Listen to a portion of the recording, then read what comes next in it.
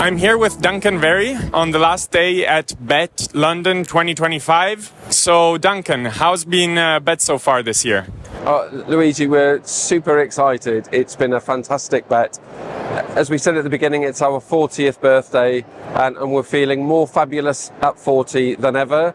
The teachers and technology makers, the change makers that come have brought a huge amount of energy, and we're almost 30% up on attendees, which for a show with this heritage is incredible. And there have been some fantastic innovations seen right across the show. So we're super excited. We're just starting the last day and there's more great stuff to come. Beautiful. Tell us about exhibitors and about the stands. Yeah, the exhibitors have come in their droves and significantly more this year. We know that, at the ends of the scale where the companies might be looking for investment, the startup, it's tough. It's tough out there. That market has been tough, but we're really pleased to get more startup pods than ever before. But I'm always so impressed at how the exhibitors have brought innovation and flair to their stands. There's a lot of stuff that happens off the show floor as well at BETT, but it brings together this, exciting and vibrant event of tech user labs and table talks, the practical applications, and the vendors really wanting to get teachers unlocking the functionality of all of their tech, as well as some of the horizon scanning stuff. We had a nod to our birthday where we had some of the previous government ministers from the UK talking about schools and what's changed in the 40 years from when they were in charge to now and what lies ahead. But it's been a great mix of a bit of a nod to the past, but always rooted in looking towards the future. And I have to say, I noticed that as well. There was so much going on, and not just during the day at BETT, but with all the attached events. Of course, you had BETTawards 2025, which have been the other interviews we've been doing right now. How did the awards go this year? The awards was great. I was in the room. I opened up the awards. We had a magician host the awards for the first time. That was a new step for us, but for me, there's so much magic in the room. There's so much innovation. People put their heart and soul into building EdTech companies, and we don't take that lightly. We know how challenging and difficult that can be, and we just want to support those companies, and we really want to, at the award ceremony, celebrate the great stuff that is out there. And there are some hugely innovative companies that justly, got awarded and won prizes for their work. But for me, of course, they're all winners just for being nominated and shortlisted for those awards, because it's a really rich tapestry of providers, and that's what makes EdTech so special. Now you're gonna be hosting BETT Brazil and BETT Asia. I think which one is the first that's coming up next? Next one, BETT Brazil, 28th of April until the 1st of May in Sao Paulo. BETT Brazil is a big event. We get almost the same number of attendees at BETT Brazil, over 350 exhibitors. I think the BETT that happens in London is the biggest EdTech show in the world. I think BETT Brazil is the second biggest. It's a huge powerhouse of a show. Both the public schools and the state schools from Brazil are there in abundance, and a lot of the government ministers as well. And then, we're very pleased to confirm that BETT Asia back again in Kuala Lumpur on the 1st and 2nd of October. Amazing. So looking into the future, what would you like to see next year's event, BETT London 2026? What would you do differently, and what do you hope to improve? I have to say, I was really impressed, especially considering what you mentioned about how investment in EdTech has been going in the past 2 years. I did not feel it this year at all. I was impressed with the Startup Zone showcases and the Startup Zone, but still, what are you looking to improve? Yeah, it's a very international event, BETT UK, but there is definitely a a more positive feeling out there. There was a very good opening from the Secretary of State for Education for the UK. I know that's not relevant for all international companies and international markets, but there's definitely a renewed optimism. Teacher Tap, a company that we partner with, do a survey regularly. They're seeing that teacher morale is up for the first time in many, many years. And I think people have brought that energy and positivity to this BETT in London. As I said, I kicked us off on the opening day on Wednesday, and was very pleased to announce that next year BETT will be running what we call a week of education events for the world. So we're going to be doing a lot more on the Tuesday and the Monday before BETT. BETT will remain 3 days, but we're going to be running a lot more roundtables, dinners, conference-style events and summits to get the right people in front of the right decision makers. A lot more of the strategic, horizon scanning, future-proofing activities at the beginning of the week, and then back to the sort of practical solutions that you find in such abundance on the BETT show floor at the BETT show. Yeah, thanks a lot, Duncan, and I'm excited for next year, and I'm excited for today, last day at BETT London 2025. Yeah, we're so grateful for everyone that has come. As I say, they bring the energy. This show belongs to the community. It doesn't belong to us, it belongs to the community, and everything that we do will be led by what they want. And we're just happy to sit alongside that community and work with them, hopefully for the next 40 years, and keep growing BETT and help teachers and schools and educators all over the world. Amazing, thank you.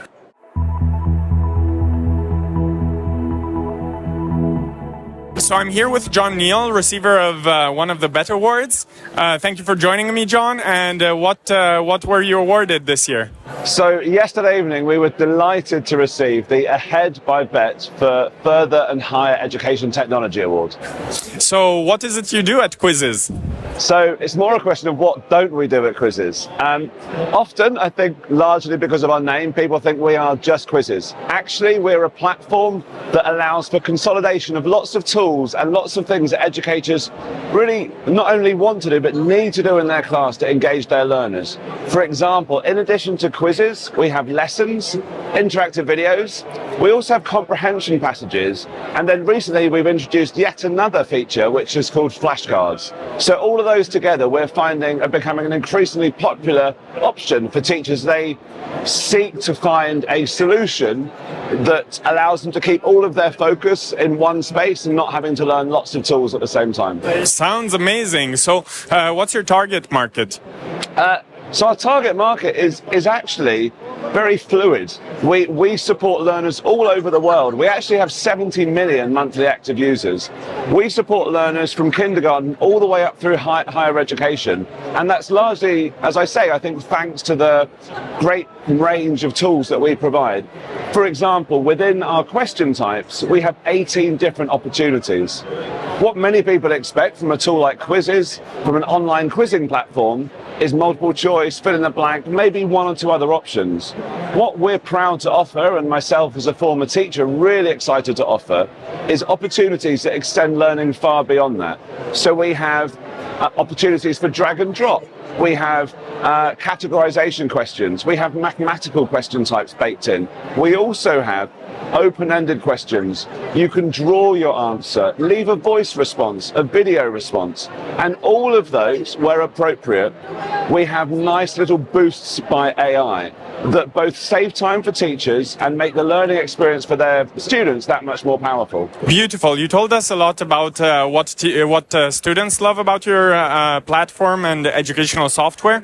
Tell us about the teachers. What do teachers find in Quizizz? So for sure, one of the main appeals, I think, for teachers is where we're a platform that offers 5 different first-class tools. It means they haven't got to relearn or even adjust their apps or sites from one lesson to another. They can have a lesson, they can deliver flashcards, they can have a quiz, all through one platform. And of course, one of the major wins with Quizizz is that the creation process from start to finish of whether it's a quiz, flashcard or other is super short. So did you know, for example, that we can create a quiz on anything and from anything in less than 20 seconds using AI? In addition to that, we also have a library of over 40 million quizzes, lessons and other activities that teachers can just dive into. And if you combine those, so start to search the library, use AI, bring in your own questions, we find there's some really spectacular content being created. How do schools get their hands on your products? So go to Quizizz.com. Just make sure the hardest thing with that is getting the Zs or the Zs in the right order. So it's one Z first and then it's two at the end. Quizizz.com. We have lots of information that you can find both on the website and on our YouTube channel. We're super active on social media too, X and LinkedIn, Instagram. Check us out there, find the platform of your choice. And one thing myself that I'm really passionate about is that we have a supportive community of educators all over the world that are willing to chip in to give direct advice, help, share ideas that they've used in their classroom that their fellow educators, wherever they are in the world, can dive into and access straight away. That's beautiful. Just to end our conversation now, may I ask you about your subscription model, or what's the pricing of your services? So the way that we work is, and this is, so we have enjoyed super success in the US. So that's where the majority of our 70 million monthly active users are, although it is important. I focus on the UK and Ireland in my work, and for the first time we actually went through the 1 million user mark in 2024, so hoping to double that and more in 2025. The pricing model that we do have a free tier. We also have an individual pro plan, and then we have a school and district opportunity as well. We focus on student-based pricing. So the pricing model, the more students you have, the cheaper the opportunity becomes per student as you increase in those student numbers. Thanks a lot for being with me, John, and congrats on winning BETT Award 2025. Thank you so much for having me. Cheers.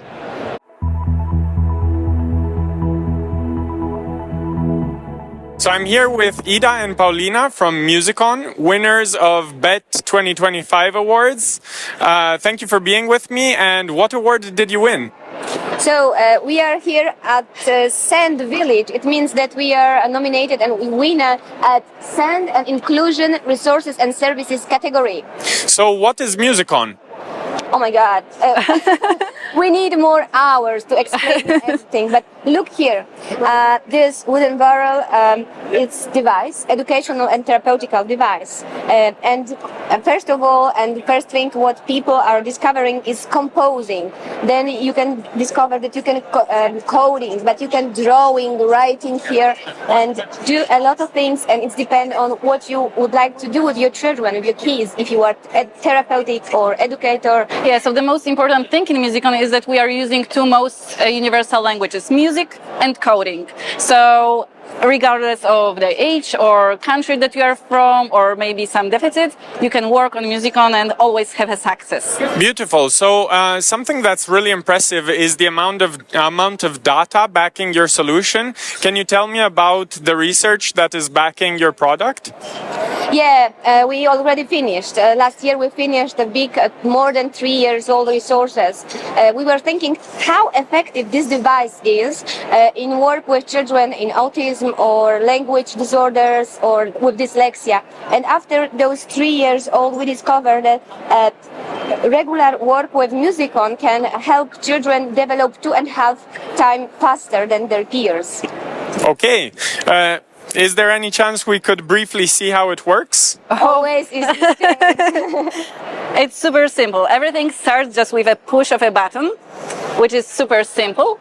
So when we ask what's going to happen when I press this button, and we can start moving the barrel, we can see the answer. So you can ask as many questions as you want, and you will always get an answer right away. We have here some modules. This is a xylophone. We have 5 musical modules. We have also non-musical ones, which give even more possibilities to Musicon. But with musical modules, you are in charge of a whole band, kind of, because you have some melody ones, and with the drums and extras, you can create your own music, or you can play some very well-known songs like Frank Sinatra or Ode to Joy. And you can mix all that elements, because Musicon is not only device, it's whole system of elements, of ready materials for teachers, training for teachers, so it's a full ecosystem. And you're selling to schools?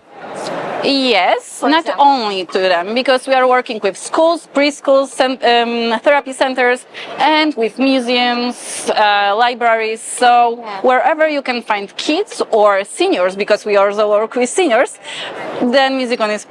This is a perfect place for Musicon. That's the best reason to explain how it's universal. And you started off from Poland, am I right? Exactly. And now, yeah, we are based in Poland. We produce Musicons in Poland. There are around 500 Musicons around the world, but about 90% of them are still in Poland. Now we are open to in other markets, because the research that Paulina was talking about proved that Musicon is ready to help children and seniors and adults around the world. So we know that it's perfect already, and yeah. beautiful. Thanks a lot for being with me today. Thank you. Thank you. Thank you. Thank you, BETT.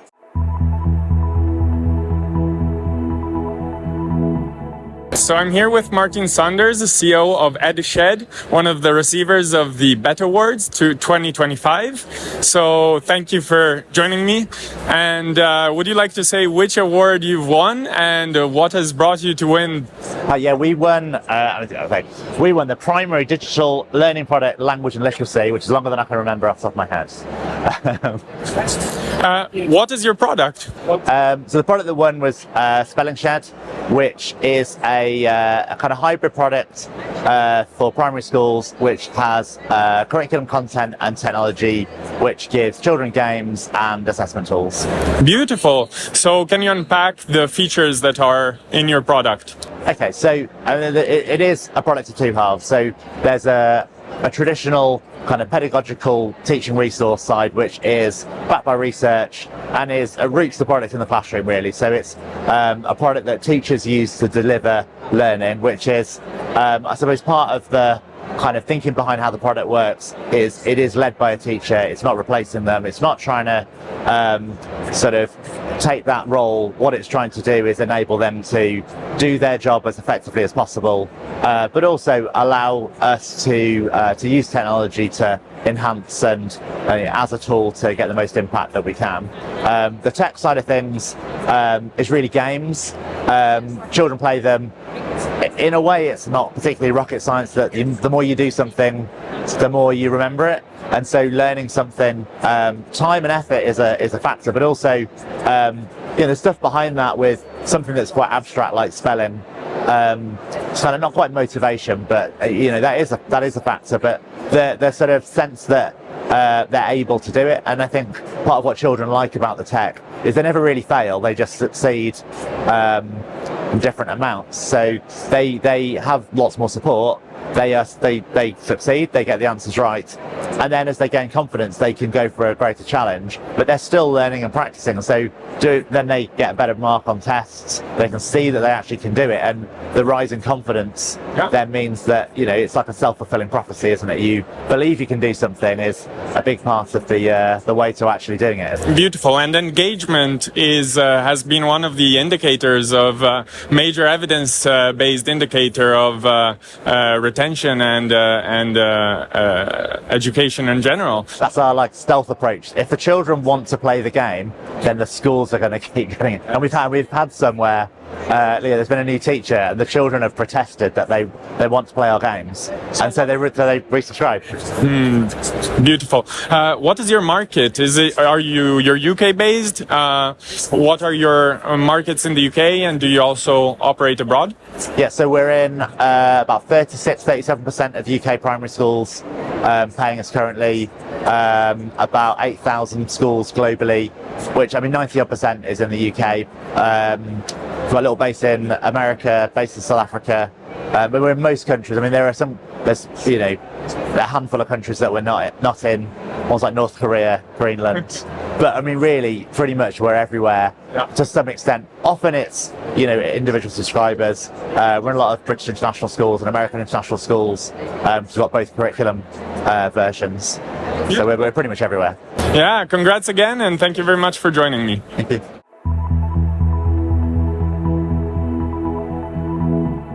I'm here with Zoltan Vishy, CEO of Redmenta and award winner at BETT 2025, and actually a returning award winner from 2024, right? That's correct. Thank you for having me. This is the BETT award we won last year. This is for AI in education category, and this one is BETT Innovation Award we won this year. Beautiful. So what does Redmenta do? Okay, so Redmenta is an AI assistant for teachers to create a personalized learning environment. For teachers, it's extremely challenging to move beyond the one-size-fits-all education system. Even the most progressive schools are struggling to break the habits of these old-school solutions. And Redmenta helps teachers to create a personalized learning environment in 3 simple steps. First, it helps to create interactive content. Second, it helps to evaluate the student's performance. It can use rubrics for evaluation. It can evaluate open-ended questions, video responses. It can evaluate visual responses. It can evaluate the student's interaction with the AI chatbot when the student is playing a role-playing game. And also, as a next step, as a third step, it can help the teacher to adapt the new activity based on the prior evaluation. So my understanding is this tool is very liked by teachers, especially considering how overworked teachers can be. Can you tell us a little bit more about this? Yeah, so we have about 200,000 monthly active users on the platform, and we get really good feedback from the teachers.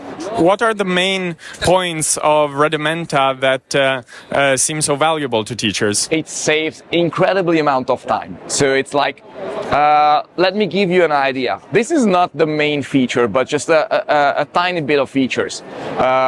In Redmenta, whatever you generate, it's not just a textual output, but actually a smart object. Whenever you generate a rubrics or you generate a worksheet, you saved it in your library and you can connect those. And when you auto-evaluate, the worksheet will use the rubrics.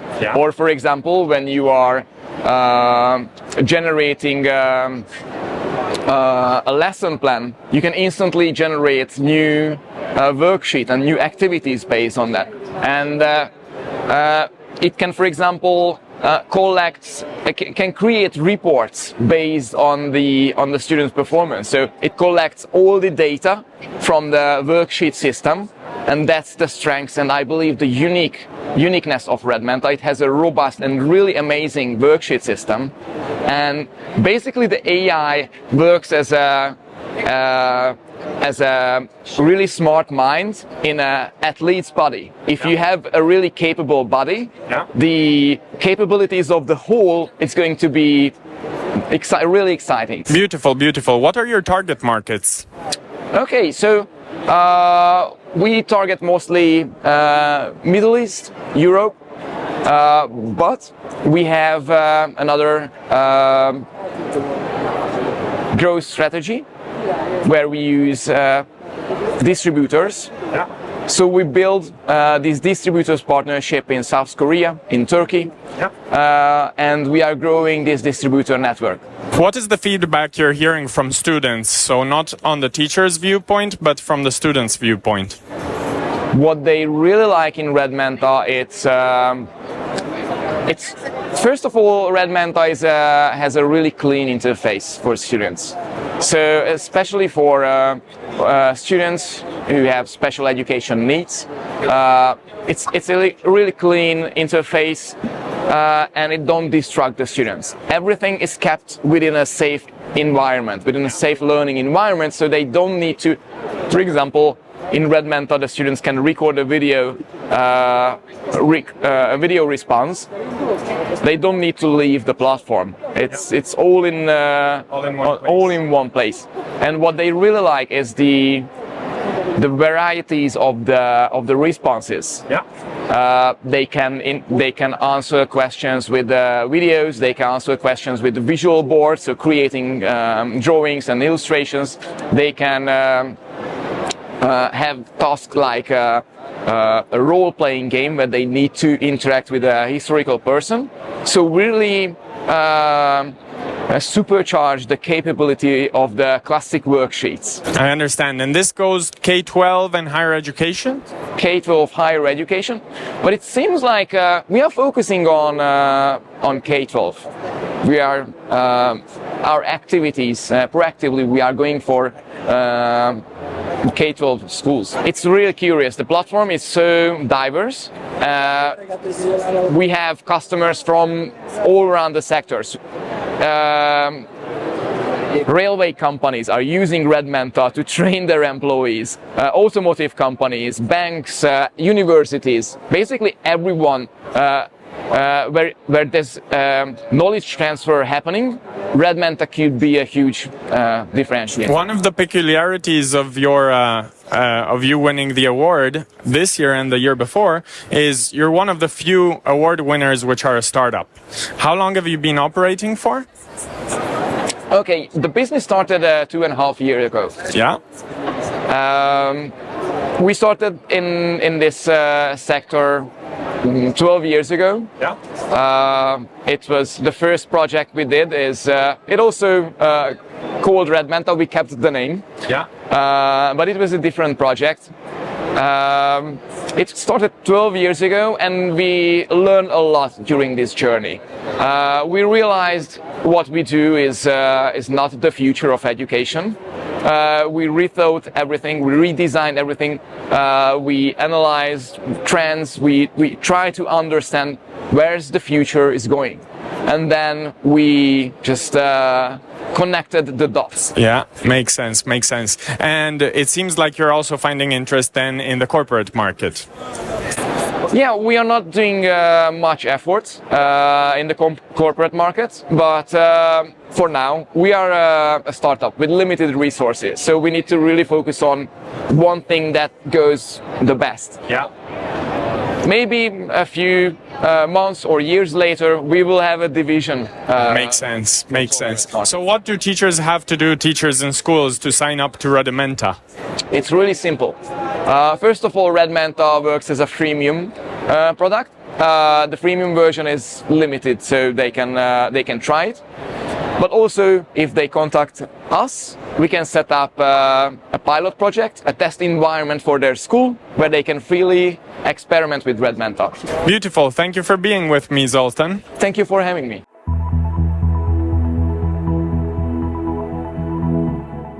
So I'm here with Vicky Melanson, COO of Olex.ai, winner of 2 awards of BETT London 2025. Thank you for being with me, Vicky. And which awards did you win this year?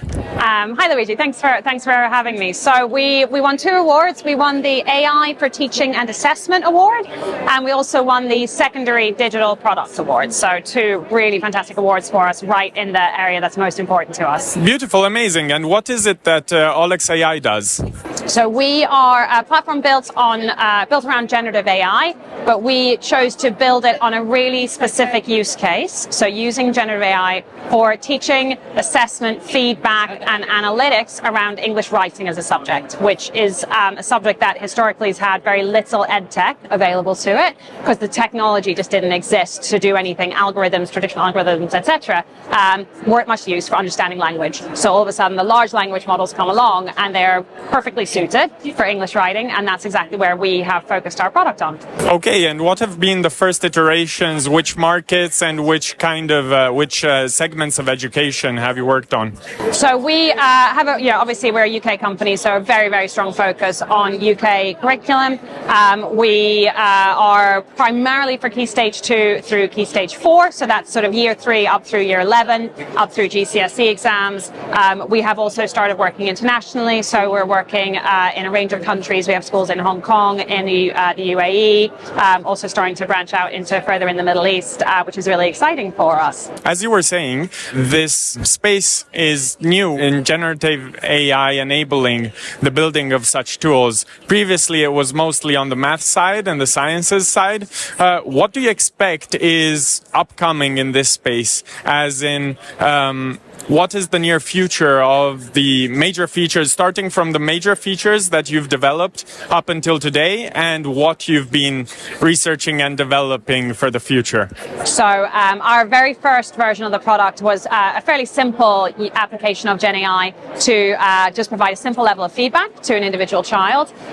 Over the last, and that was at the end of 2023, over the last 12 months since then, we have layered a huge amount of functionality over that. So one of the first things we did was go beyond just feedback for each child to actually pull out whole class insights. So we do analysis of all the children's writing for a teacher. From there, we've built lesson plans that teachers can generate just specifically for development areas identified in that assignment's writing. We launched the Imaginator, which is our really cool creative tool within the platform. Sits alongside the feedback so that teachers can run it when it's appropriate to generate beautiful illustrations for children's writing. So it's super powerful for engagement and motivation, bringing reluctant writers kind of back to the joy of writing. We get amazing feedback on that. Over the summer, we launched a lot of tools around incorporating handwriting recognition, embedding that into the platform to simplify the workflow and to make sure that the really amazing power of the AI tools that we've built aren't excluded for schools who don't have access to digital tools. So there's non-digitized schools who are completely handwritten still. All a teacher needs is a phone to be able to just snap photos of the children's essays, and then they get all the incredible power that sits behind it. The most recent development for us is Olex Analytics, and that adds a layer of data insight into the children's writing. So this is powerful for teachers and for SLT and for trust and school group leaders to gain really powerful data across individual schools, but then also aggregated up to whole school or trust level to understand where strengths and weaknesses are and where CPD needs are. So I think that's for us the journey that we've been on so far. Over the next 12 months, we have a lot of work coming up for us. Big areas for us are around integration and making it really powerful, connecting into MIS systems so that we can actually start exporting out some of this data, easing the workflow, and then from a student perspective, adding in further personalization. So making it more accessible, looking at kind of additional send features that ensure accessibility across the platform. I think that's where we see there's so much power in AI for that personalization, but when it's under the sort of the guardrails of a teacher's control.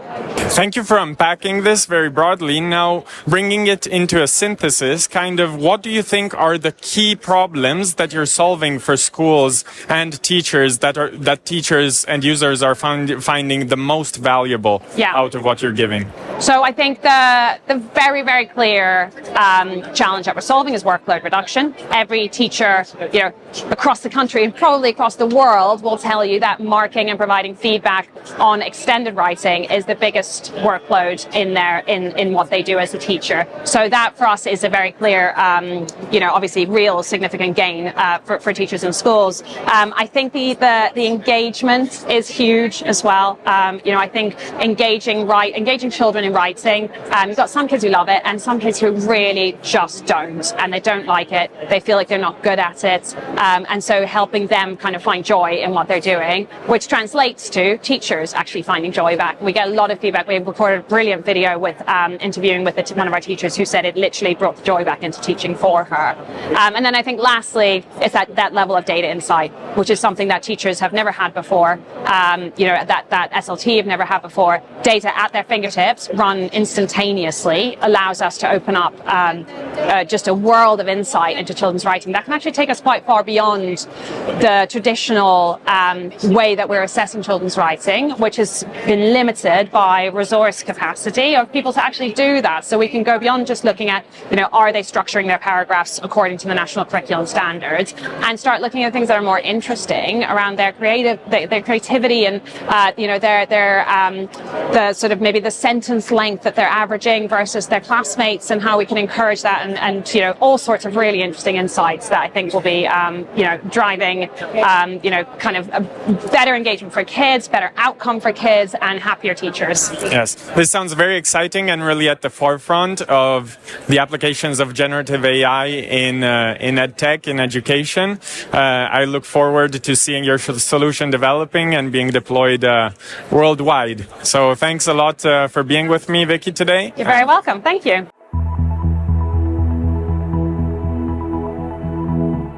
So I'm here with Mohammed Rida from STEMpedia and Pixelia. STEMpedia just won the GESAwards here at BETT London 2025. Thank you for joining me, Mohammed. And can you tell us which GESAwards you won? Thank you very much. Yesterday, we were proud to get the GESAwards for the emerging markets. It was very tough competition. According to the organizers, they told us more than 1,000 startups participated in this award. It was very tough for the judges, but we got it. Yeah, nice. So emerging markets, what does STEMpedia do and which markets does it operate in? We produce educational kits for students, for schools, to teach students about programming, AI, and robotics. We have an integrated curriculum. This curriculum comes starting from all year groups. And the good thing for schools that these kits for schools, they have investment protection. So the same kits we start from year 1 till year 11. They support programming in in blocks programming as well as Python programming. So the same kits will be used across the board. What STEMpedia is famous for, we work through channel partners. They have more than 70 channel partners worldwide. Pixelia is one of them. We are the exclusive partner for STEMpedia in UK. And they offer these robotic kits. Yeah. We have a training program for educators. We managed to teach or train 20,000 teachers worldwide. We reach more than 2 million students worldwide. And we have our software Pictoblocks, which is free to download. It has around more than 350,000 runs every month. Beautiful, beautiful. So you sell to schools in the UK for STEMpedia, right? Yes, we do sell for schools in the UK. Also, STEMpedia works with NGOs. Yeah. So we have almost 50% of the revenue coming from schools and 50% through NGOs. Yeah, beautiful. Which other markets is STEMpedia in? You mentioned the 70 channel markets. Just to have an idea, which are the principal ones? Major markets are in Asia, in Middle East. We have in Europe, we have in the UK, and we have in the US as well. Beautiful. And just behind you, it came down while we were chatting, but I think that's a check for winning a GESAward. Yes. Can you explain the credits that you won yesterday? Yeah, these credits are 20,000 AWS credits. AWS is the Amazon credits, which we will be using in developing our products or delivering our products to the educators and to the students. Beautiful. Thanks a lot, Mohammed, and I look forward to seeing all your work. Thank you very much.